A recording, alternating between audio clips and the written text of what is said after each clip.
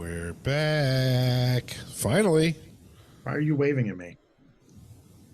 Why would I not wave at you? I was just around you like a week ago. Why are you waving at me? And? Wave to them. Don't act like you Or are don't you miss waving me. to everybody? Are you waving to everybody behind me? I'm absolutely waving at everybody behind you.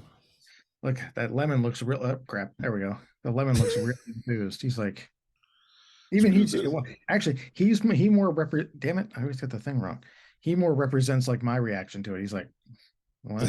What the hell's going on? I mean, the god damn it, I'm still pointing to the wrong thing. Rollerblade. Roller there. He's There really you go. happy. He really I mean, is. the rainbow's signaling for a touchdown, so he's really happy too.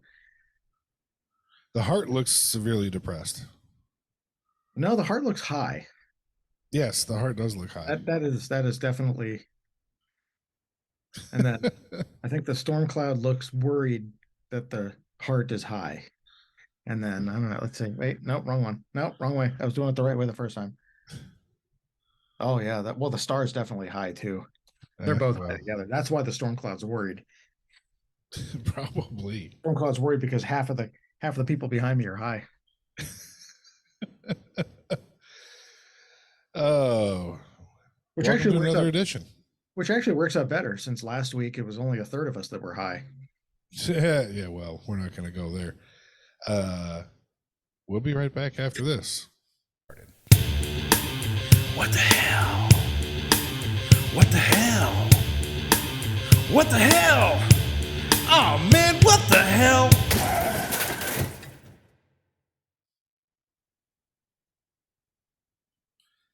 And we're back. Yeah, I did it. Welcome to another edition of the What the Hell podcast. My name is Sean. And my name is not TJ. TJ's MIA at the moment, but we wanted to record at least something because it's been a minute. Hey, there he is, the push broom. He dyed his hair green too. All right, there's enough of that. Oh, God. A little awkward to try to do because I'm like right up against a wall, so it's like, God, oh man, get out of the frame. What the hell? What the hell, man? What's new with you? How you doing? What's been going on?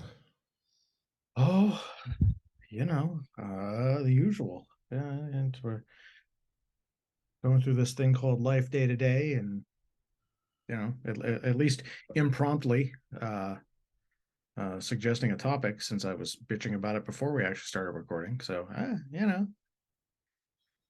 it's, but I can't complain. Well, I could, but not about a lot of stuff. There's, that was fucking all over the place. Can't complain. Well, not about a lot of stuff. Well, it's fucking all over the place. Been an interesting week. Yeah, it's been an interesting minute, but I don't envy you. I don't envy that at all. Well, yeah. I'm sure I'll be jumping through those hoops at some point in the future, but we'll get to that in a minute. I do not envy you. I do not envy you on that when that comes about. Yeah, but I don't know, as much fun as sliding down a razor blade into a pool of rubbing alcohol. Well, that sounds terrible. Doesn't it, though? Is that something they do in Texas? I mean, I wouldn't be surprised if somebody did it, like on Jackass I would or something, but I'm not doing it. I would expect that from Florida, not necessarily Texas. True. Very true. Well, it would be one of those where it was invented in Florida but became popular in Texas. That way somebody would go, oh, okay, that makes sense. Yeah, that maybe definitely sounds like something that came from Florida. So it sounds like some weird challenge or something. But so let's see here. It's been a minute since we recorded anything. Just been busy with vacations, impromptu bucket list solvings, and everything else. True. I was on a cruise ship. We all knew that. But then last weekend, we all met up in Arizona to take our dad to the Grand Canyon. Yep. Which, despite what Gabrielle said with it, just being a rock, Just a rock. It's just a I mean, big come on. I'm like, actually, Gabrielle's just a big hole, but Yeah, well, either way, it's a big hole of rocks. yeah. I will say that every movie or picture or video or whatever just doesn't fucking do it justice Oh no, no, it never at does. all. It's not a whole lot. Well, I mean, it is different because it's much bigger, but it's not like a whole lot different than even being in Vegas and going to Red Rock for the first time, where it's like, fucking hell. Yeah, And oh yeah, and that's what I mean. You get even more of that from someplace like the Grand Canyon because you're standing there and you're going, oh yeah, okay, yeah, there's the other side, but then you're going, oh yeah, that's right. That's not a brisk walk. no. That's a trek. it was actually it was actually funny because Kathy did not get near the edge. Oh Like no. she was walking up and she's like, oh no.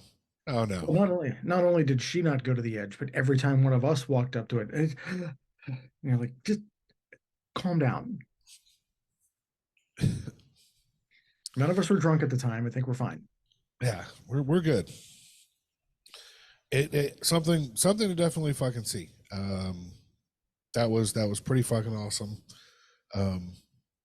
We did the whole Grand Canyon Railroad trip that was suggested by my brother-in-law, and a little different. You go to this town and they have a little Wild West show, and you get on this train, and even though it's only, what did they say it was, 50 miles, 60 miles.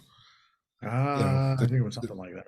The train goes so slow that it's 2 hours, and they've got people in the cars to do the tour guide thing. I forget what they called them.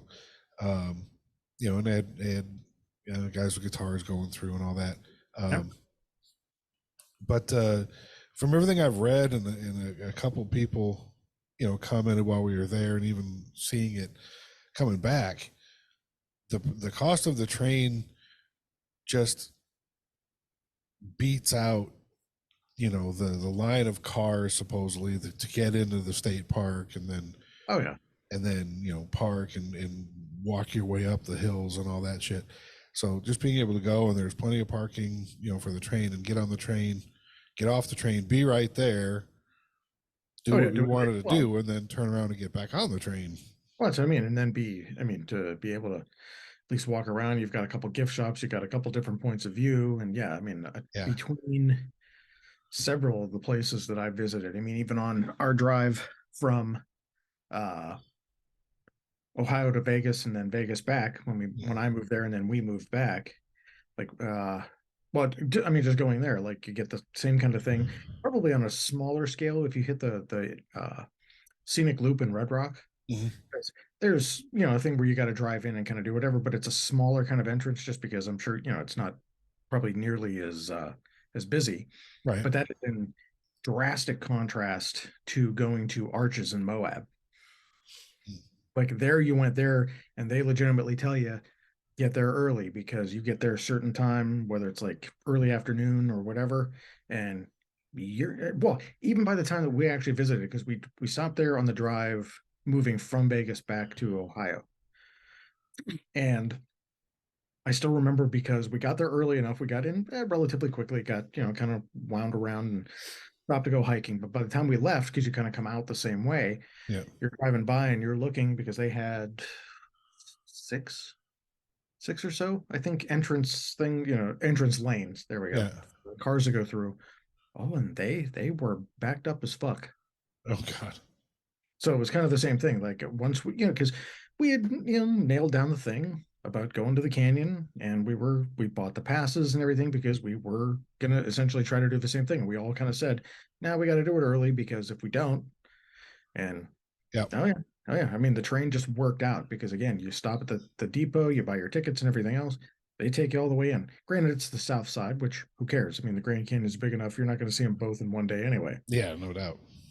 But yeah, just like Sean said, it's kind of nice little relaxing trip to kind of sit and bullshit and get a little bit entertained and walk around, get back on the train, get back in your car. And it's, well, hell, leaving places like that. Oh yeah. I mean, you've got lanes that are backed up. So no, that worked out pretty well. Yeah. I was quite happy with it. It was fun overall. It was definitely bucket list trip. The train made it a hell of a lot easier. But yeah, good times. Well, and Definitely. even the idea of just doing it enough where it was enough walking around, but also enough sitting down for mom and dad because Yeah. they're early mid 70s, so it's Yep. like yeah. After a little while, well, and it's kind of like we talked about. That fucking elevation is no joke. Oh my God. No, I had a headache the whole time I was there. Yeah, no joke. And we actually, she and I found out pretty quickly because you never really quite anticipate it. And we went to Big Bear in California. When we were still in Vegas, we went out there for like a little anniversary trip out to Big Bear. And that's higher up than Vegas was. I'm not sure what it is compared to like the Grand Canyon. But yeah, we drove up and you go up to a certain elevation and we stopped and we're staying at the thing. We thought, let's go hiking. We'll go not like a ridiculous hike, but like a path hike kind of thing. Yeah. And you start walking and like not even that far into it, you're going, why the fuck am I tired already? Yep. Like, why am I breathing faster? Why? And you go, oh yeah, that's right. It's actually Elevation. air is thinner, and and that was the thing. Even talking because mom had a little bit of thing going up that path to get Oh to yeah. the viewpoint, and it was like she kept apologizing as mom does. As she tends to do. And all of us had to keep stopping her to go like, no, you're fine. That's like this shit is legitimately no It's joke. okay. Like I'm not making this shit up. The Grand Canyon isn't going anywhere. It's still going to be there by the time we get to the top. Yeah, yeah. I mean that's natural to get a little bit winded really early. Yeah. Oh yeah. Well, especially the incline that path was at for Too. for ADA and all that. But I mean, it was no joke to where you were trying to get from A to B. Whether you took the stairs up or did the path, it was up. Oh yeah. It was definitely up. So, had it definitely. If I had to complain about one thing, and you knew this was coming because it was the funniest thing that was said at that table. We ate the steakhouse there and pretty good food overall. I felt the need to go to the potty. And let me tell you, okay. I guess maybe it was the age of the building or whatever, but people, toilets should not be up against the wall in the corner. Okay. no, not so much. They should not be there. You have to have room. If you're any kind of a person, and yes, I'm a bigger guy because I'm overweight, but as I sat down on this toilet, I was literally I had to bring in my arm like this. I'm like, oh, there's no room. So then I went from sitting the proper angle on the toilet to shifting. Right. So now instead of like this, I'm over this way, and I'm still basically up against the goddamn wall. Oh yeah. Well, that's like, come on. It's one of those that, like, I mean, even considering the age of a building, you have to kind of go, okay, this gets visited a lot, and that's not even necessarily counting just whether somebody's overweight or not. It's like, okay, I've got kind of like wider shoulders. I've got broad shoulders, and you're like, and depending on, I mean, there are times even sitting in an airline seat where I'm kind of, I got to do one of these because I'm like, I've got wide shoulders. Like, okay, and again, like I saw that toilet seat, and you go, I can't imagine having to do the same movement I had on a plane to sit and go to the bathroom. I came back to the table. I sat down. I'm like, this thing's so up against the wall that anyone with a left arm is going to be uncomfortable. Because as you sat down, it was just, and again, it's opposite because the video, but my left arm's over here, and I'm like, oh, well, this is going to be a comfortable position to take a dookie. Yep. Yeah. It and, was, and then again, it's either that or, and I'm not crazy enough to do a whole 90-degree switch and face the wrong side of a toilet seat. But yeah, it's like, come on, uncomfortable. This is already I- bad enough that I got to do this in public. Oh, bad enough I got to do this in public, but now you got to make it so that I can't even sit down. Come on. Yeah, yeah. And like I said, I can confirm that that was in fact how unfortunately the toilet was laid out. It's just like can we just adjust? I mean, I know there'd be, because of the building and all that, to move the actual drain, over would Oh, probably yeah, be, yeah. busting concrete and all that kind of stuff. But again, for what they were charging for their food, number one, I think you got to pull it off. Oh yeah. But yes, that would be my only complaint from the park itself. Other than that, quite awesome. Something to see. Agreed. If you're on the fence, just fucking go. Just go. Yeah, just go. Just don't Stop go arguing. don't go to Just the go. bathroom in the Arizona Steakhouse. Don't be the same lazy twats that you are for not subscribing to the podcast. Just go. Just go. It's all good. It is all good. But yeah, that was good time. You guys flew, had further to go. We drove, which people still think we are insane. And it wasn't that bad. Probably not the ideal method, because it's longer and car and all that. Oh, well, yeah. But with the way the airlines have been lately, I don't know. Oh yeah, I mean, I don't know how much better or worse or whatever that would be, but yeah, that. Yeah, I mean, either way, either way, there's pros, cons, disadvantages, and Yeah. oh yeah, yep. Pittsburgh to Phoenix, and then drove from Phoenix to Flagstaff. Yep. Which actually, that almost worked out even better too with the train, because the train was only a half an hour away from the Airbnb. Yeah. So I think Yeah. if we would have actually gone to the park, I think that was an hour or more. Oh, yeah, had to be. So It worked out really good. I It want did. to talk about the Airbnb a little bit, because it was my first experience with Airbnb, and that's the right way to phrase it. It was a great place. You guys found something really nice that could hold everybody, and it was 7, 2, 4, 6, 8? Was it 9 people? yes, You two, us three. Yeah, it was. yeah, it was 9. So it was a house. Great place, great area, the whole deal, no complaints. It just felt weird to me being in somebody else's house. Oh, I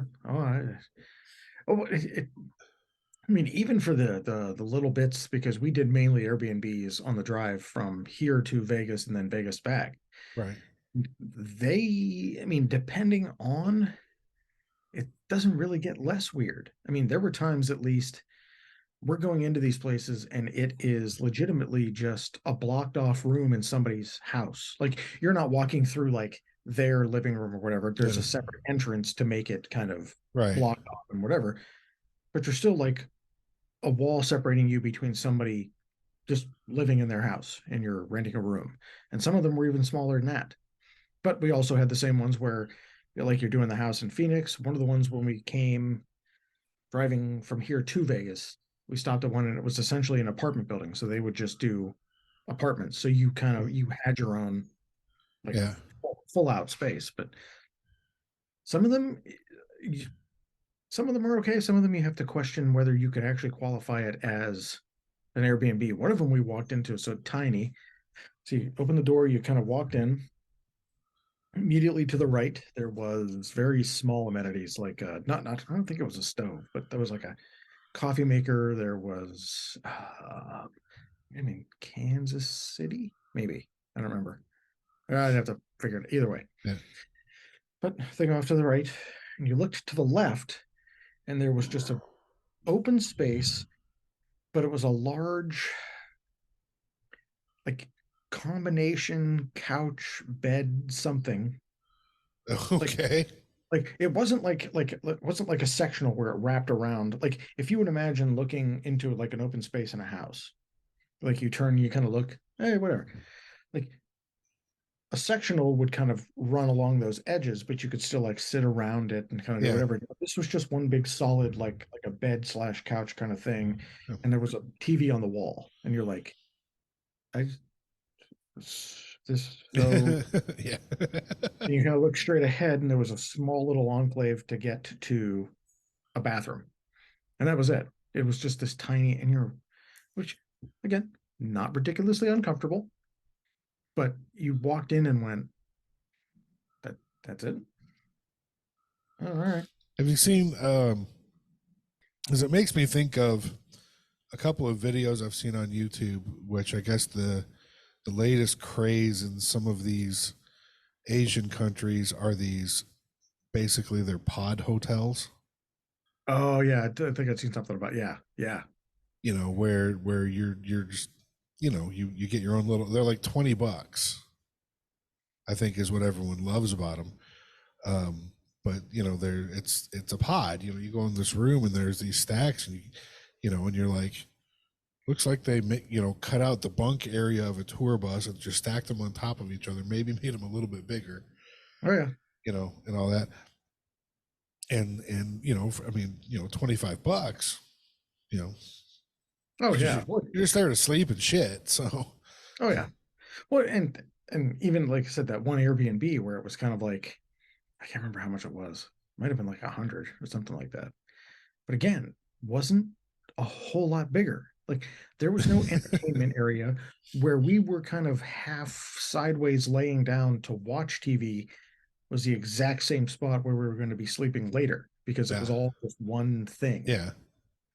And I mean, yeah, I could see the appeal, like depending on the trip, depending on what you're doing. If you only got to pay $25 to just get into a pod and sleep, you're like, all right. Right.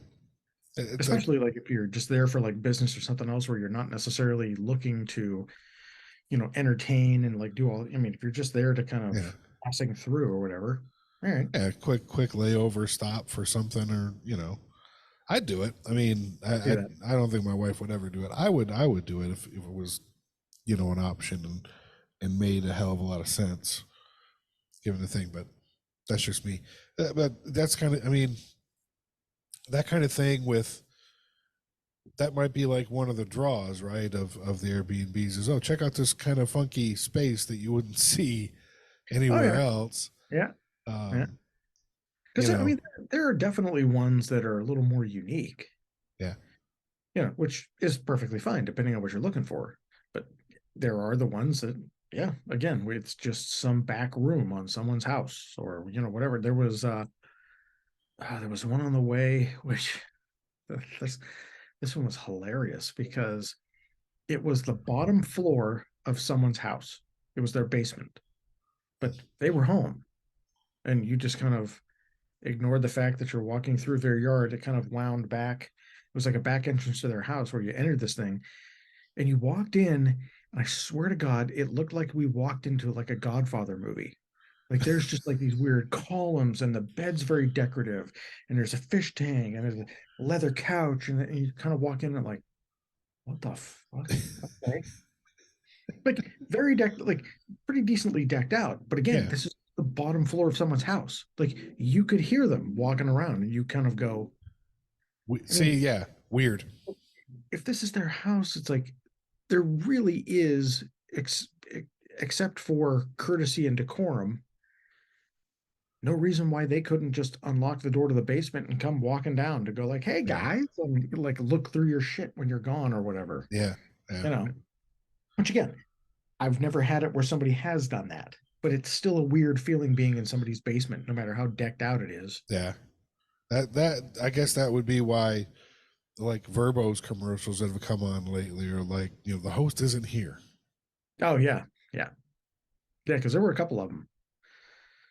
Actually, hell, I think one of the time, that same one, that really small one that we had where it had that weird bed couch thing. We couldn't park in the driveway because they were doing something to the house that everything was connected to. So we had to park like across the street. And as we're walking back from getting dinner, there's just these two people sitting on the porch, and we're like, hi. Yeah, weird. Okay. That's as opposed to the one they're watching you on purpose to make sure you're not axe murderers. And That's vice versa. Wow, that's as opposed to the one where we had to crawl out of a window to get out of. Okay. God damn, I still have to keep remembering what cities these were in. I think it wasn't Indianapolis. I don't remember what it was, but it was a small little connective thing. Uh, I think it was connected to some other part of another house or something like that. I can't remember.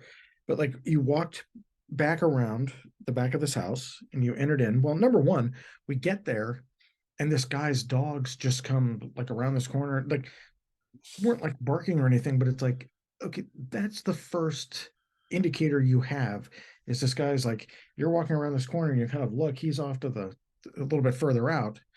He like waves and does whatever, and these dogs just come whipping around, and you're like, I don't know your Yeah. fucking dogs. What do you? Oh, sorry about that. They're friendly. Well, I'm like, yeah, you say they're friendly. I don't know, which they weren't. You know, they didn't growl. You know, they weren't doing anything. You know, that would make you worried about it. But you know, when you see a couple dogs charging around Yeah. Wait a minute. What's somebody's about to backyard and happen? there's nothing between you two, you're like, oh, okay. Well, it's nice to meet you too. And so we get into this one. Well, something was weird with the lock on the door. So we got in, you know, we got in, we were doing whatever, we left, we went and got, it might have been Indianapolis, maybe. Because I remember, I think it was one of the last stops, but we also ended up finding a brewery that like was big, had like its own little connective dog park and everything. So everybody's nice. walking dogs. And I'm like, okay, well, this brewery's perfect. So, and you know, we ate dinner and all that, went back to the thing, and we watched a movie. I think we watched Doctor Strange movie, so if that gives a time frame. Or it was on, I think it was on Disney, but I can't remember yet. Went to bed and blah blah, packed up, did whatever. The lock on the door won't like it'll turn, but it won't unlatch. Like Yeah. it's broken or soon, whatever. And we're like, Help. we have to get on the road. And it's a thing, you know, and you're like, what the fuck are she tried calling the guy. Apparently he was asleep. Of course. And we ended up, because if you were looking at the door off to the right was a bathroom, but it also had like a full, because we had actually contemplated crawling out of the kitchen window, which was entirely smaller, and you would have also dumped yourself out onto a sidewalk Oh, that was God. about 5 feet down. You're like, no, that's probably going to hurt. So A no. little bit. We're like looking around. Well, in the bathroom, there was not a full length, but a pretty decently tall window, and I don't think there was a screen in it. I don't remember either that or we pushed it through or whatever. And we're coming out onto like a not a storm drain, a storm cellar door. Yeah. She crawled out first. I'm handing the luggage, doing whatever. I crawl out again. We push the screen back, and then we got in the car and left and messaged a guy to go like, your door lock doesn't work, and sorry about the because we didn't break the window, but Yeah. we're like the window's open over there because that was the only way we could get out. That's yeah, ridiculous. Oh yeah, sorry about that. I meant to fix it. What do you mean you meant to fix that, you fucking idiot? Yeah. We I think That's funny. that was at least one of the last stops. It was about a year ago. It was one of the last stops on the way Yeah, back from Vegas here. That'll do it. So yeah, I mean, there's definitely interesting stories between, you know, ones that like the one we found in Phoenix were pretty decent little house, at least, you know, I mean, Yeah. plenty of room, plenty of, you know, space to move around and everything. And It was nice. It was just and weird. you have just basically rooms off of people's houses and it's like weird. And You know, it was nice, especially everybody together and hang out and shoot the shit oh yeah, and all that. But it's definitely weird. It just was like weird. Not in a bad way, not enough to make me go, I'm never doing that Oh, no. again or anything. But No, but no, yeah, no. it was just like, oh, okay. I just said just as many of the weird ones that we've had ones that were very pleasantly surprising. Meanwhile, we're saying all this, but yet we were the people playing rock, paper, scissors, tortilla slap in the backyard. Yeah, well, you know, I mean, you gotta occupy your time somehow.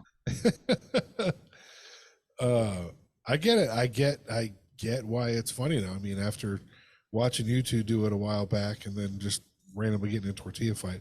Actually playing, I get it, because as soon as you get the water in your mouth and you realize you got to hold this, and you look at each other and you both realize how stupid you look, you just can't help but start laughing. What's what I mean? That just makes it worse. Even before you do the rock, paper, scissors or hit anybody, you're already laughing, Yeah, which is probably what makes it even more difficult.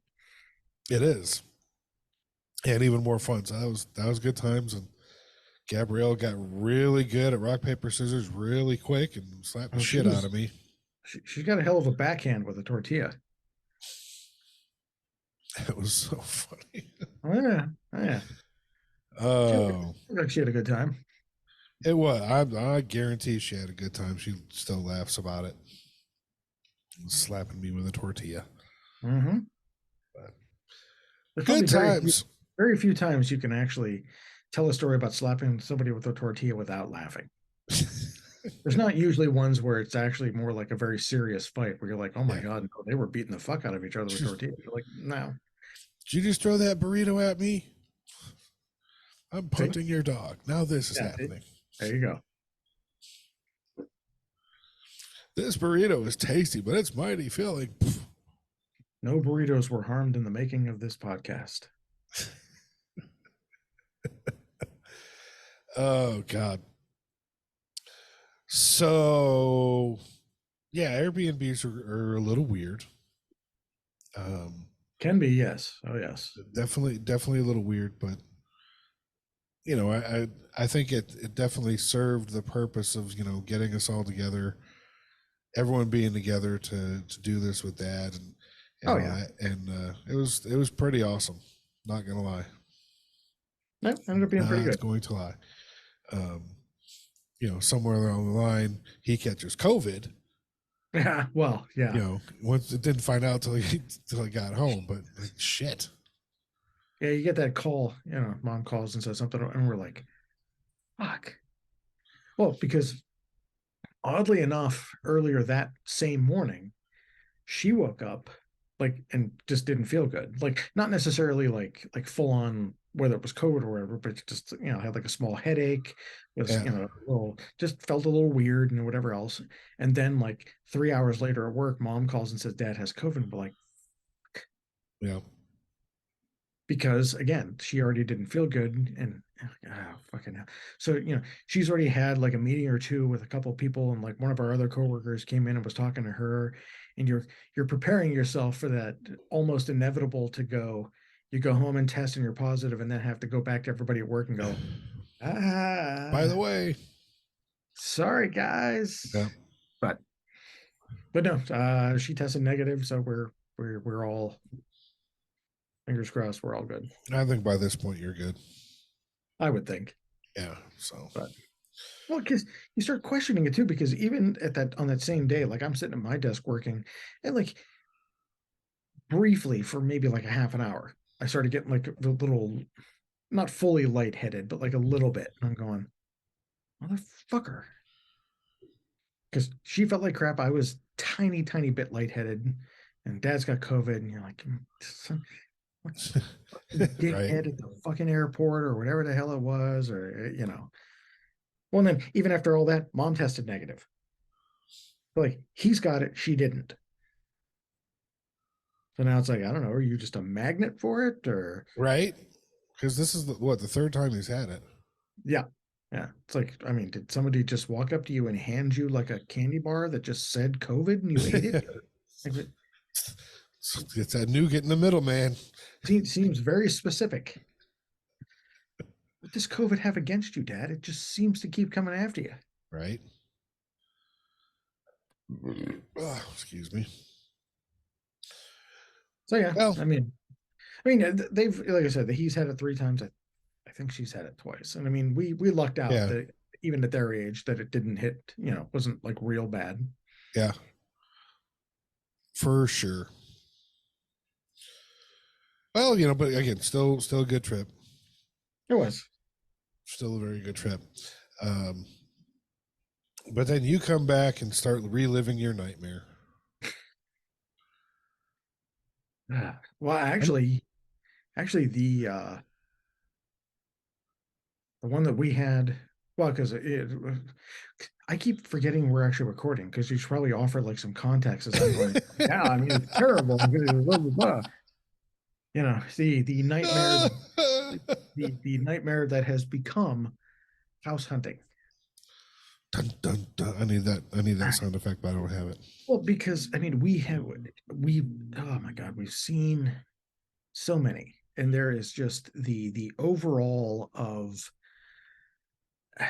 it's that weird crapshoot between what somebody considers updated when they say updated, and you go look at a house and you look at the pictures and go, oh, okay, yeah, it's the thing there, and then you walk in and you go, wait a minute, that didn't, it doesn't necessarily look exactly as like the photos did or whatever, and yeah, I mean it definitely has been the nightmarish as far as even going, okay, we've both got decent jobs. Like, Yeah. you know, we're not working for minimum wage, which nothing wrong with that. You know, just in case there's any triggering person listening to it right now where I said, well, I'm not working for minimum. What's wrong with working for minimum? I'm like, nothing. Nothing. Shut the fuck up and listen to the story. At least you're working. Yeah, see, there you go. But like, again, we've got decent jobs. And you look at some of the prices around here, even for the budget that we have, and you go, I mean, for the prices that we're looking at now, I bought my original house, which was a brick Cape Cod from way back when, for like just under 100,000. And our budget's probably, at least just so we don't bury ourselves financially, is probably peaking at like 165. Because again, we don't want to bury ourselves financially, because we're in kind of the same situation where you have to consider, like, okay, right now, she's the only one. Well, I think you and I have talked about it. She's the only one who can finance it.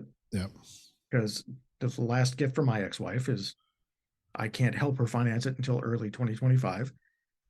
But neither one of us have car payments right now. Neither one of us have major medical bills right now. Pretty soon, both of those things are going to happen. Yeah. So we capped ourselves out at a certain amount just to be able to get into something like that, but also not like completely break ourselves if either one of those two things happens at some point. Of course. And everything around here, you're finding just not real decent stuff. I mean, we've seen some that were like 150 that was like legitimately trashed. Like that is, you know, pulling stuff off of walls and like sanding floors and doing whatever. And you're like, what the fuck? Like, why is it that even two people like us that you'd have to get upwards of in fucking Northeast Ohio, Northwest PA? I'm not talking about buying a house in Los Angeles.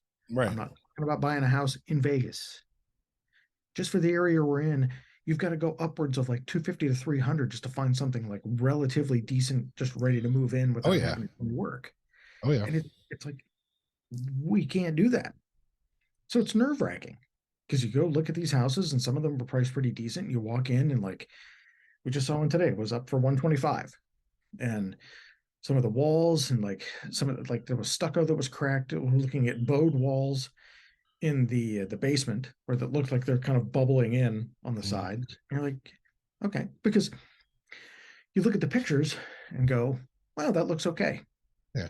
But it's only 125, and you go, oh, okay, so what's wrong with it then? Right. Clearly something's going on. And it's just nonstop. It really is, which again, I get it. We're just driving around looking at houses, but after a while, that fucking shit just weighs on you. Oh, yeah. All we want to do is buy a house. Yeah. And it's not that we're unwilling to potentially have to do some work to kind of make it our own. Never have been. Like I said, we found the one. It was that mid-century modern one. It was out about just under 20 minutes away from here. And very unique style. We both love this house. but it was going to need a pretty decent amount of work to get it back up to snuff because whoever was living there before painted half of the door frames black. They painted the front doors black. They painted the garage door black. There's a mudroom that went from the garage to, it was a split level, so one of the lower levels, painted the entire room black. And then there's different spots. The upstairs bathroom was going to need redone. Right. There was a couple little things here, but this was one that we loved enough, looking at the style, looking at how unique it was being a mid-century modern house. And they wanted 175 for it. And we're like, it's not worth 175. At least not in the condition it's in. So all we wanted was a little bit off for the money we'd have to put in to be able to get back up to snuff. And they just wouldn't budge because it was a corporation that did rent to own that is only interested in getting the money they paid, getting the money out of what they paid for it. Which again, isn't unreasonable, but not for the fucking work you have to put into it to make it. There was a concrete deck off of one of the lower levels that was caving in. There was also a carpenter ant infestation. Yeah. So it's like for all of these things that we'd have to do. And again, we weren't unwilling to do some of the work for like the door frames and shit like that to be able to get it to where we wanted it. But we needed some leeway. Oh, yeah. And nope. And actually we got the news because we lowballed them, when we first did it, which of course, I mean, we wanted to at least kind of go, okay, let's kind of go bottom here just to see what they'll say. Yeah, let's play the game. They could laugh at us. They could, whatever. And I think it was up for 175. We offered them 145. And they came back and said, no, 165. And they said something about you have to cover a home warranty. And I'm going, I don't know what that means, but whatever. And we said, no, we set our cap for that one at 155 because, again, by the end of the time, buying it and putting in what we needed to put in to be able to get everything ready, get everything up to snuff, we were going to end up paying 175 anyway because we were going to have to put about 20 grand into it, right? Be able to get it back up to whatever. So we capped that at 155, and they said no. But they also, at the same time, said, "Oh well, 165, but we've got another offer." And you go, "That is really convenient." Yeah. But like right when we put our offer in, and you turn it down, that we've got another offer.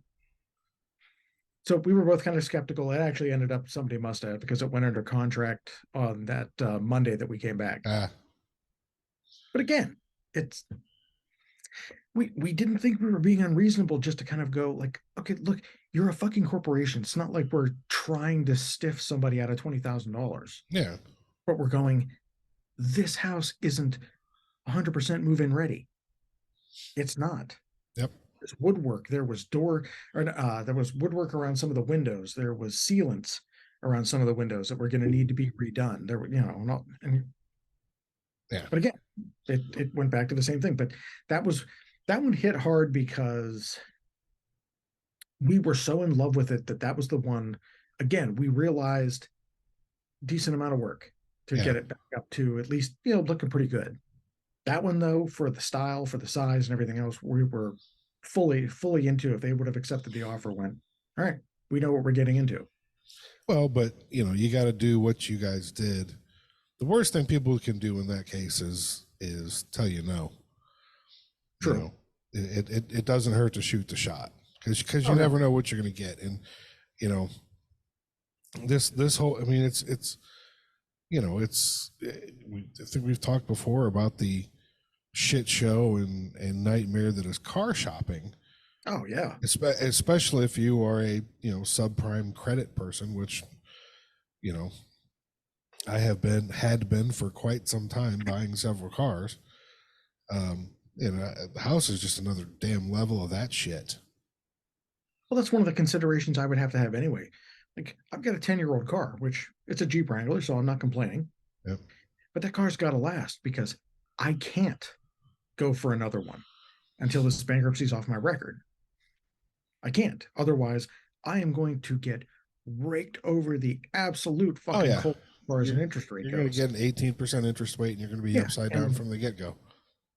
And I'm like, no, which, again, she's held up, but again, it's another one of those that you have to consider what you're going to be potentially facing. Like, her and I have already talked about it. It takes one medical emergency and we're broke. Mhm. Even making a reasonable amount of money. Yeah. So we try to do, whatever with the house. And it's just that's been probably the biggest, most frustrating thing is just the almost kind of weird dishonesty, depending Mhm. on not everybody, not every house we've looked at. Right. There's a reasonable amount of houses we've looked at where there's just this weird dishonesty in saying, "Oh, all these things are updated and all this is blah blah blah," and you walk in and go, "Okay, but like the ceiling's cracking a little bit. Whoever put this trim up didn't like put it up, to Yeah. actually look good and blah blah blah," and then or it's people outpricing themselves in bad parts of a neighborhood. There was one that was like 190 in like every single person that knows us from around here. We told them where the house was and we said it was 190 and they were like, "Over there?" Like, yeah, somebody's and again, it's just this weird feeling for the things that people can get away with Hmm. to say something is updated. Oh yeah. And then Because there's no rule. I mean, yeah, it's updated. I changed out the doorknob. Yeah. But it's updated. Well, they even said the same thing about that mid-century modern one that we wanted. They called it updated, which they had apparently had fixed some kind of water damage, which whatever. But whoever fixed whatever they did for, like, if you're looking at the ceiling when they tried to like, not putty it in, but like put the drywall back up or the ceiling back up or whatever. Tape and float. It's like coming down and it's weird here. And there's spots where it looks like somebody just like actually threw the spackle instead of actually like, putting it down normally. And they just like put this weird carpet down. And you go, that's updated? No, that you haphazardly slapped down a bunch of carpet. And then went, "Oh no, that's up." There was one spot in this house. It's updated from the super shag that was there in the 70s. There was one spot in the house that was hilarious. So if you were standing on this, when you walked through the double doors into the house, you walked up a small staircase into the main level. And if you turned immediately around, you were facing those downward steps. There's the doors, but there was like the windows where they kind of come up at an angle too, because that was part of the mid-century modern kind of thing. Yep. But if you looked off to the left, there was a small strip of where the drywall came up, and they only painted it halfway up. Okay. I mean, they had painted parts of the house like this kind of medium gray, which we liked. But you looked at this one spot, it was only like a certain amount of the way up, and the rest of it, it's like somebody just started painting it and stopped. And you're like, just so you put down bullshit carpet, you haven't even painted everything. Yeah. Everything else in the house that was painted, there's paint all over the woodwork because it's almost like somebody was, having a seizure while they were painting it. Didn't bother to tape it off. There were some spots where there was still painter's tape on it. Yeah. And again, you get to look at that and somebody's just going to look at it and go, no, you still have to pay whatever. You're like, you didn't even fucking do it. You did it almost in a way that people looking at it go, "Oh yeah, you just wanted to get it done so you could put it back on the market." That wasn't actually like trying to do anything. Make it look decent. And it just, I mean, she has more than once been brought to tears just because it's like, what the fuck? It's fucking sad. It's Yeah, fucking sad with, because everywhere, I mean, and everyone reads about how bad it is here. But when this housing market went insane and people were getting twice what they paid for their houses. Oh God. 3 years after they built a house. But the problem with that is, okay, if you're like, yeah, man, I could rake in so much. Well, yeah, but then you got to go out and buy something at these new prices. So you're not going to be. Mm-hmm. I had one friend. I forget what he and his wife do. They both have master's degrees, but they built a house, and they've got a lot of kids.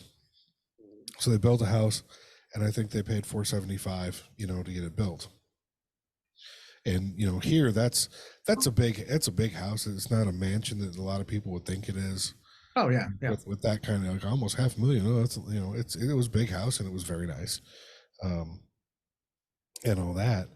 But it's it's not Wayne Manor, so let's not think that. But so then this housing thing takes off, and I'm pretty sure they sold it for over 800. Oh yeah, oh yeah. And I don't even know if it's me. I'm going, okay, so you profited 400 grand, which means you could put 200 away and then take another 200 and put that down on the next place you buy so that it's not so ridiculous, right? So that would be one of the few times that it made sense if you net out like that. But not everybody was netting out like that at all. Oh no, of course not. And you expect houses, are supposed to mature in value, but when especially after the COVID and chip thing and all that, and cars were going up in value instead of down. Oh yeah. All of a sudden, like, wait a minute, huh? That's crazy. Well, yeah. Well, it's not a whole lot different. I mean, you hear those horror stories of like just to be able to get a house, people were offering like 10% over asking. Yeah. And it's like, why? I mean, and almost every one of them became a bidding war. Yeah, I get it depending on the house, but it's like, really? And again, it kind of, which I get, this isn't some kind of pity party for the two of us, but it's like, no, you're kind of taking the fairness out of it for like regular fucking people. Well, again, it goes back to, how much fucking profit. Like, I don't want to get into this whole. I don't want more government regulations in a lot of shit. I think that the more they can leave us the fuck alone, the better. And as someone that works with business people for a living, I mean, is there a point at which there's too much profit? Like back in the day, you'd see car advertisements. We talked about this one before too. See car advertisements. I'm taking $10,000 off MSRP. Wait a minute, you can fucking afford to lower your price by $10,000 and advertise that shit? Mm-hmm. How hardcore were you bending me over? Well, yeah. It goes back to the exact same thing. I mean, anybody that like, even that one, like I said, that mid-century modern we were looking at, the company that owns it, like I said, is just some corporation who does rent to own. So that they were looking at, and I think they bought it for 175. They put it up for 189. And then within the history that was on homes.com for like looking at it, well, they had to drop it pretty quickly.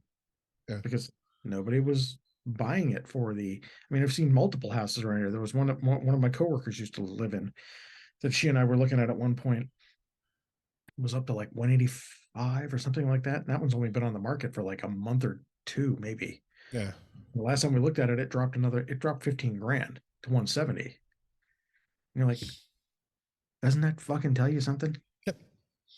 Yeah. Well, because before it was the seller's market, right? There was not enough inventory, and there was plenty of people that were looking for stuff, so sellers could get away with whatever. And between financing offers and the bidding wars that would come in, that were like, yeah, not only if your asking price was unreasonable, you were people were getting 50 grand above asking. And I think part of it has to do with the reason you're talking about. I'm fucking tired of doing this. Let's just get it over with. Oh yeah. And it's even Stephanie and I were talking like, oh well, we should look. I'm like, not now. Yeah, and she kept going, it's only going to get worse. I said, the market will right itself. It has to, number one. It just that's not the way it works. So you'll see it. So it may not come, like gas. It may not go all the way back down to those days where it was, there was a $1 in front of whatever decimal there was. It may not get back to that, but that that doesn't mean that you're going to sit here and still get screwed over like that. I'm like, just wait. Just wait. Oh no, yeah, We because have time. well, because again, because you never know. Yeah. It just But yeah, it gets disheartening as fuck. oh yeah. You find something you like and you think can work out, and you think you're being reasonable, and especially in the one that you guys put the offer on, and then it didn't even appraise for as much as they wanted. Thinking that there's these people that like you get an appraisal, and it's like, wait a minute, there's a gap, there's a significant gap here, and they're Well, we going, well, actually- we still want what we want. Well, no Oh, yeah. fucking bank is gonna give it to you. Well, that was the thing. We ended up finding out that at least in that instance, the woman who was trying to sell the house essentially lied to her realtor and told her it appraised for higher. Because even the realtor kind of said, that's the only reason I would have let her put it up for that amount. And again, we made an offer, she accepted, blah blah blah. We got it inspected, seemed pretty solid, and then the appraiser comes in, and it's about $25,000 less than what she's asking. Actually, it would have been almost 30. Uh-huh. And you go, what? Yeah. And you ask that, we tried asking the woman to go like, okay, even if we can somehow get the appraisal up, like you've got to come down. And Yeah. even if you do come down and we get the appraisal up, we still have to like make up the difference. And she would only come down a certain amount because that's what she needed to make out of the house. And you're like, well, then good luck, because no. Yeah, and no fucking no good mortgage lender is gonna go, wait a minute, there's 30 grand more than what it appraised for? Mhm. We're not doing this. Well, because we ran into the same idea that like, okay, even if somehow this would have worked out, we would have got that house. We would have eventually been in the exact same position this woman would have been in if we tried to sell it. We'd have been a Yes, certain amount exactly. in, needed a certain amount out of it, and wouldn't have been able to get it because it wouldn't have appraised that high. That's one of the reasons why we turned it down, because we're like, okay, even if we can meet in the middle somehow, then we're both going to die in this house because Yeah. Yeah. and it's going to end up, which again is I'm not shitting on the woman who tried selling the house, but she's not getting out of it anytime soon. People just got to be real. It is like you talked about. If you get raked over the coals on an interest rate on a car, well, then guess what? You either need to refinance it halfway through, which is no fun, or just understand you gotta pay the whole thing off, because you can't. And I'm just as guilty as in my bad credit days of high interest, and then you're upside down and rolling over and rolling over and rolling over, and next thing you know, it's like, okay, wait a minute, and finally get to a place now where it's like, I'm getting good interest rates, and I'm definitely not as impulsive to go. Maybe a little, just because I like cars, but I'm not as impulsive to go, I just want a new car.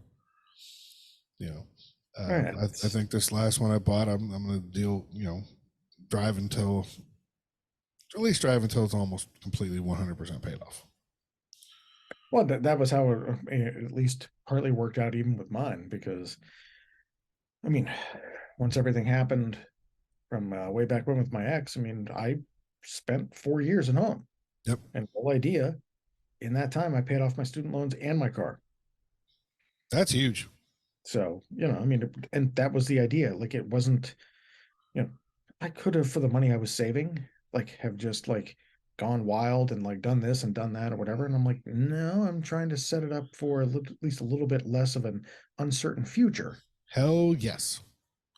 And that's at least where we were still trying to keep the whole cap that we're talking about as far as what we want to spend on a house. It's like the idea is to at least just try to find something, but not bury us financially when other stuff comes up. Which will happen. Yeah, and that's been the most disheartening part, is just because it's not like the cap that we set shouldn't be getting us shit houses right now. Yeah. Like, I'm not looking for a fucking mansion. I'm not looking for, I just want something better than you walk in and go, yeah, it's all right. Yeah, nothing wrong with that. And for the prices we're looking at, you haven't been able to fucking find anything. Because No. again, kind of like that mid-century modern one. Like I said, neither one of us thinks that that thing will actually appraise for what they're asking. It went under contract, but I'm waiting to see it pop back up because I just, between the carpentry ends, between some of the stuff that has to be done between the bathrooms and everything else, even if you wanted to get some of the paint off the trim and everything else, it's like I just don't see it appraising for 175. It maybe it will. I have no idea. But Right. that was keep- why we lowballed them, because it was Keep like, keep an eye on it. You never know what's going to go on. yeah, but yeah, it's Fuck house hunting. well, it's not even necessarily the market itself. It's just almost the emotional toll. Yeah. Kind of go like, okay, so yeah, the other day we looked at 2 of them. Okay, so we're gonna go look at 3 more tomorrow. Then we'll do whatever, and then okay, so next week we're kind of, and then you go to the next 3 and the next whatever. And It's always something. I mean, hell, the first one we looked at, it was hilarious because some little house was over a decent neighborhood, not great, not bad. On the prairie. Oh, well, yeah, you know. The little house. Yeah. And you walk in, you're kind of walking around, and it's a little underwhelming, but you open this closet, and there's just a square hole cut in the floor. That I'm assuming whether it's a basement, whether it's a crawl space, whatever it is, but there's no lights on in this place, and you just open a door, and there's just this open square black hole to nowhere. And they're like, okay, well, we're gonna go. That's 'cause that was the murder cave. That's what, yeah, you're like, no, I'd rather not meet whoever's down there. So no, we'll head out. It's a nuclear bomb shelter. There's still a family that went down there in the 60s. Something like that. But It's again, it's it's just what was that Brendan Fraser movie? oh god, He and his dad was yeah. Christopher Walken, and they were down that bomb shelter forever. You found that house. Actually, hell, we just watched that at some point. Damn it, I can't remember what the name of it was. It's a good movie. It's Yeah. But so yeah, it's again, it's just It's a shit show, is what it is. So yeah. those of you what the hellions out there that are considering going to buy a house, get ready. Well, because It's not fun. It's just one of those things where you're not even necessarily looking for like that diamond in the rough bullshit kind of blah blah, you know. We just like to at least walk into one of these and be surprised and go, okay. We've had 1 or 2 of them, but the other part of the market is, considering the way some of the prices are around here, they disappear in like a day. Oh yeah. We went and saw one and we were talking about it. And like the day after that, we went back to our realtor just to kind of inquire about it again. And she's like, oh yeah, no, there was an offer put on it. You're like, Yep. Fuck, you don't even have time to like consider. No, you depending on the actually house. can't. Yeah, you actually can't with the way things are going on, and yeah, you're fucking living that shit. From everything I read, it's like, don't think about it. If you like it, Oh, you yeah. better fucking put an offer. Period. Well, Ain't no thinking about it. That was the big thing, even with that mid-century modern one, where again, we had gone back to look at it 3 times. We looked at it the first time and liked, at least the way it looked. We went back a second time because we were supposed to meet a contractor there to kind of, all we really wanted to know was that the bones were pretty good about the house. Mhm. We knew that there were some things that were going to have to be done, but Yeah, at least kind of go, okay, this, and this is solid. You're still going to have to work on this, blah, blah, blah. Well, the first time, whoever this contractor who was friends with our realtor slept in, kind of like TJ did. And so he didn't show up. So it was just like us 2, our realtor, and then mom and dad. Because that was the other one too. I wanted dad to show up to kind of go like, because he's been through it. He's Yep. done Oh, yeah. everything to their own house. But then we went back again when this contractor actually showed up. So it was like we'd been through this multiple days where, again, we looked at houses where a day or 2 later, or they'd had open houses and they were expecting offers within the end of that day. So that was why the thing about when we put the offer on, when the realtor came back and said, "Oh, well, we've got another offer," we've been to this house over the course of like 2 weeks, 3 times. Yep. And now all of a sudden, conveniently, someone's put an offer on it. It was just one of those really skeptical kind of ones, because Yeah. you just naturally assume their realtor said it just to kind of, for us to kind of go, well, shit. Yeah. Oh, we gotta, Create a sense of urgency. yeah. Now, again, it ended up, apparently they did, because it went under contract, but it was just weird because for all of the houses around us, depending on the price, that within like days already had offers on them, it was like we had been to see this one over 2 weeks, 3 times. And then just all of a sudden. But It does happen, but fucking sucks.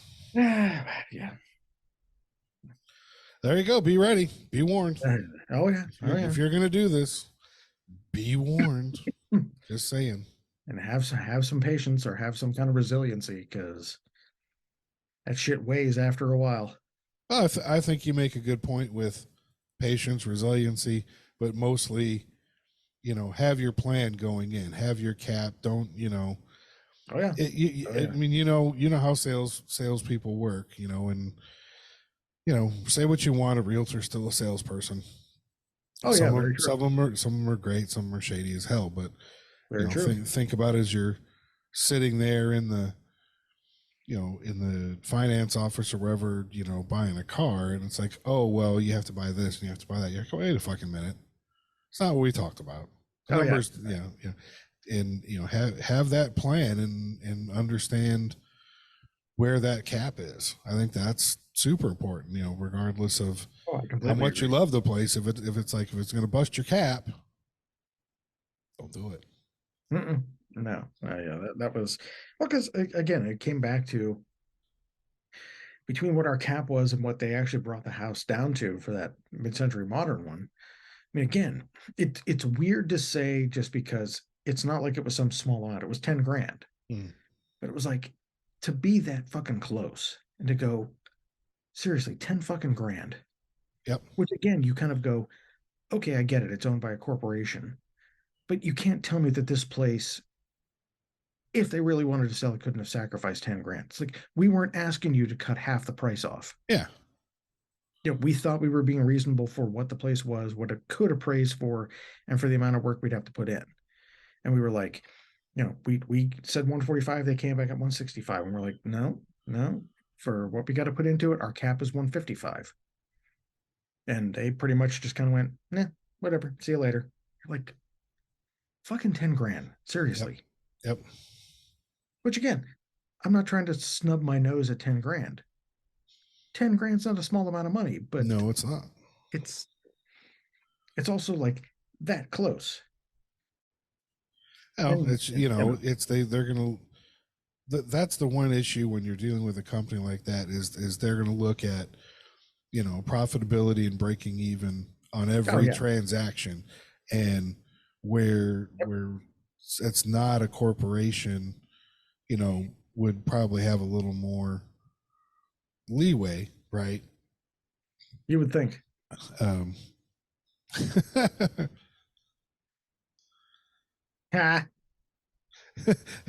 TJ's calling. Uh-huh. I'll call him back. That's Sure. funny. He's probably something going on or something. Well, yeah, it's fine. But yeah, a corporation's a corporation is not, because if they lose money on the transaction, someone's getting fired, right? So that person's not gonna be okay with that. Tell TJ I said hi. It's almost better without him. Oh, wait, what did I say? I'll check with him in a minute. But yeah, fuck that. Fuck the process. Yeah. And I gotta tell you, my 2 cents. Like one of the first, I don't know, it was somewhere in the first 10, but one of the first few episodes, what the hell was all about, credit scores and how fucking frustrating that can be with the literally over 3,000 different scores. Oh yeah, that's out there. And your credit, all these credit cards give her your score. None of them are the fucking same. Oh yeah, no, of course not. Half of them are fake and aren't scores that banks use anyways. And Well, They said, that was the Credit Karma is bullshit. And that was that was the one that I always remember hearing. Was it like yeah, well, because they getting Credit use Karma? they use a what they call a Vantage score, but everybody else uses a FICO, and then there's 14 different FICO scores. Mhm. And it's a shit show, which makes it fucking almost impossible to manage. But there's one universal, right? Pay your bills on time, even if it's just a minimum fucking payment. Don't miss it, don't miss it, and all that shit, because it's shockingly different. Even though these places I know make a fuck ton more money off of the people that I refer to as being credit challenged, which I was for a very large portion of my life. You walk in there and it's like they're doing you a favor selling you a car. Oh yeah. And even though you're in the background, you're going, I know you're about to make a fuck ton of money off of me. Oh yeah. It's so much. It's just for that alone. Like almost everybody needs a car and has to have it. It's worth it that much to spend the time to work on improving your credit score, to be able to not be treated like a second-class citizen at the dealership. Oh yeah, very true. It's not a whole. I mean, there's even the whole thing of like after the bankruptcy. Mm-hmm. I'm getting fucking flyers from multiple dealerships around me, and I'm like, are you like? That's one of the last fucking things I'm thinking of right now, you dipshits. And it's like, I get, and you're only doing it because based on what I just filed, you can give me a car for like a 25 fucking % interest rate and make a shit ton of money off me. It's like, fuck off. And it gets worse as you go to build the credit and work on it. It gets worse because I get 5 credit card offers a week. Oh yeah. And fortunately what I did enough research where I know it's a predatory lenders. You open up and it's like 29.99% interest rate credit card. Yeah, fuck you. And I'm like, I just at this point I just shred them all so that so no one can freaking try and open one. Oh yeah. But I gotta tell you, it's so much better on the other side when spend a year working on it, pay off what you can pay off, don't miss payments, get online and you don't need to pay for a service to help you fix up your report. There's plenty of stuff out there now that'll walk you through it. That you can submit disputes online. I submitted a bunch of disputes online. I've had several things just disappear off because they wouldn't respond. It's like, no, a place I used to live, said I owed them money for damage to the place. I'm like, no, I don't. Here's this, what they put on their credit. I disputed it. They didn't respond. It disappeared. Yeah. But it's so much better to be able to walk in, and I can't say from house buying yet because I haven't gone through that nightmare in some time. But for the last couple of cars, this last car that I bought, the one that I have now, I've got the pre-approval from Navy Federal Credit Union, and I've got a quote unquote blank check, in my briefcase, and says this is good up to how much ever.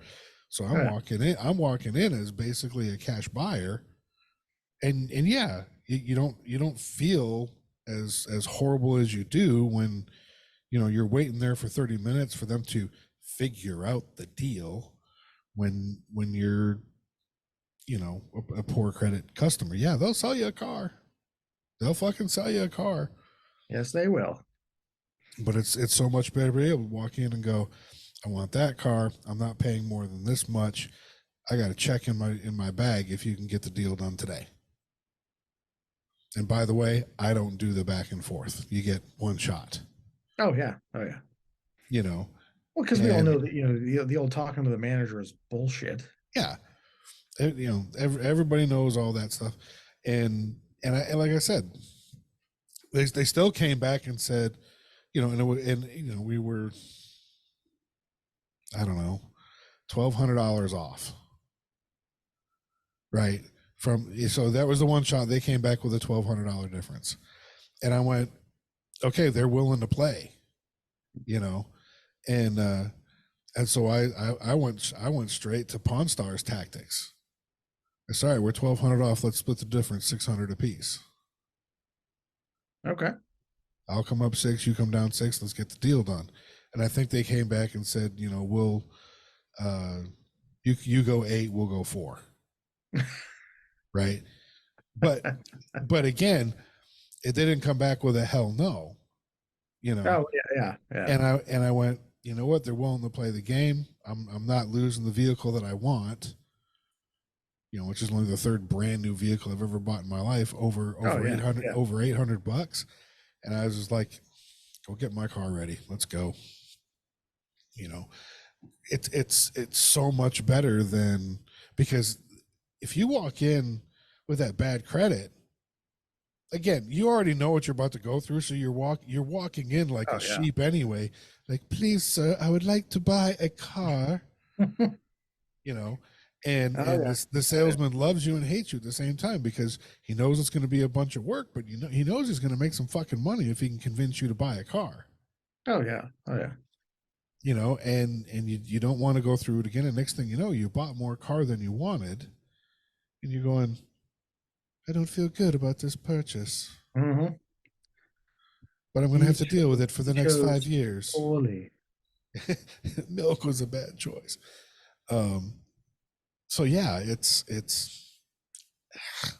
so much better to work on it and come out the other side. Oh, agreed. Completely agree.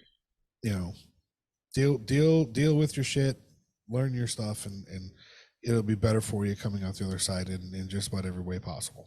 So, agreed. You know, again, and I've said this 100 times too. I would get rid of, you know, fucking economics class and a couple other classes in high school, and teach more about how the credit system in the U.S. works, and oh yeah, you know, how to deal with credit cards and loans and this, that, and the other, because I don't give a fuck about the gross national product.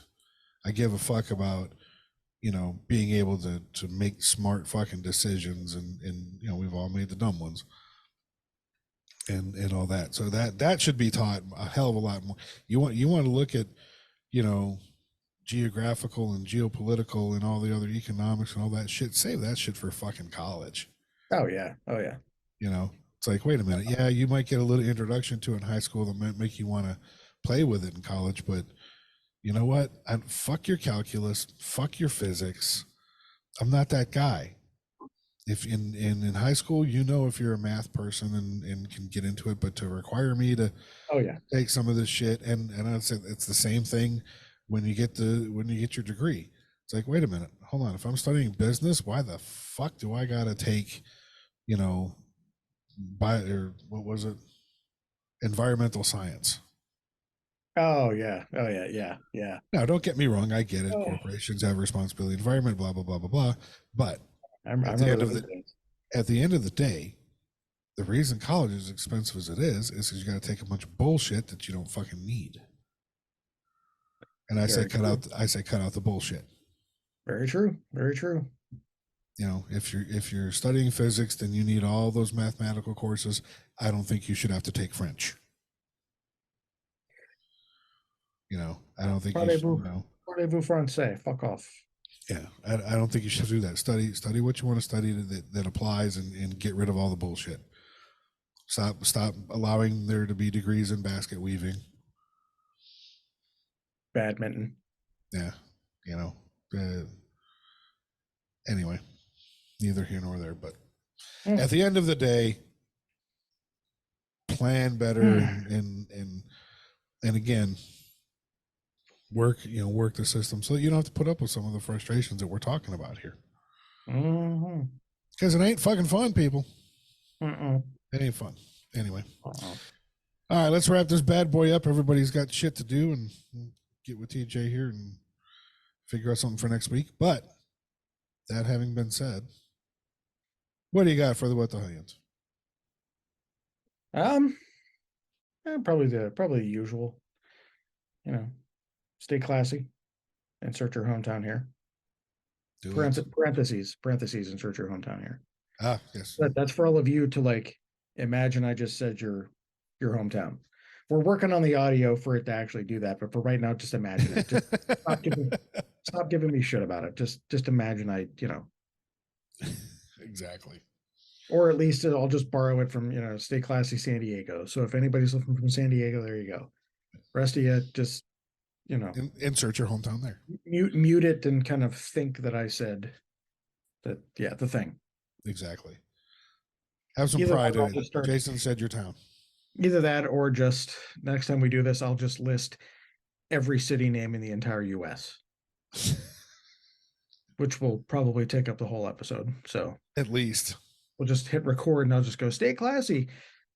Columbus, Paris, Cincinnati. And Now then you got to London. go. Then you have to go through and be like, stay classy. Columbus, Ohio. Columbus, Georgia. Columbus, Yeah. Columbus, New Mexico. Either that or just don't say the state. Just go Stay Classy Columbus. Yeah. I've covered them all. It's for all of them.